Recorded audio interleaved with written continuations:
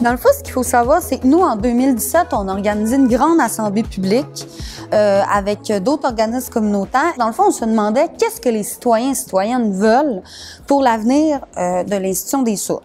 Plusieurs personnes ont répondu à l'appel, notamment plusieurs personnes de la communauté sourde. Et ce qui est vraiment ressorti de cette assemblée publique-là, c'est le logement social.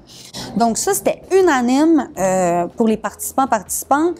On a besoin de logements sociaux sur le plateau Mont-Royal.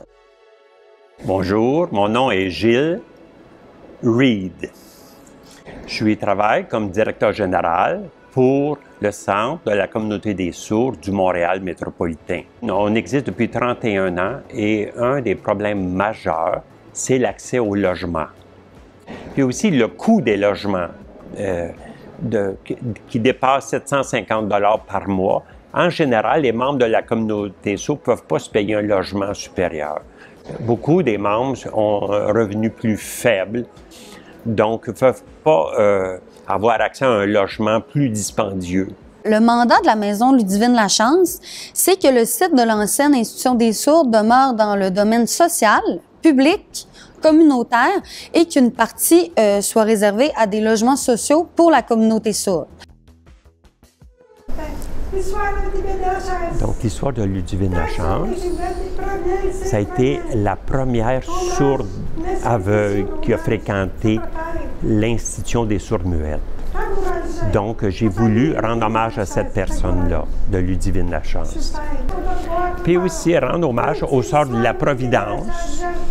Donc, c'est eux aussi qui m'ont enseigné l'histoire de Ludivine Lachance. Lorsque j'ai fréquenté l'Institution des sourds moi-même, les Sœurs de la Providence m'ont enseigné l'histoire de cette personne-là, qui est Ludivine Lachance. Ce site-là, il est particulièrement intéressant de par sa localisation, en fait, au cœur du plateau. C'est un grand site. On a vraiment peu d'opportunités sur le territoire du plateau pour développer des logements sociaux et abordables. Au niveau du nombre d'unités, vraiment, en termes de logements, là, on parlait de 60 à 80 unités. La vision qu'Atelier Habitation Montréal a eue depuis même 2011, c'était de faire un projet qui soit vraiment ouvert vers la communauté du plateau. Oui, la communauté sourde, mais que ce soit un projet multiples, avec du logement pour famille, mais aussi des espaces communautaires et puis aussi des bureaux, etc., pour que ce soit un pôle central, on va dire, pour le plateau.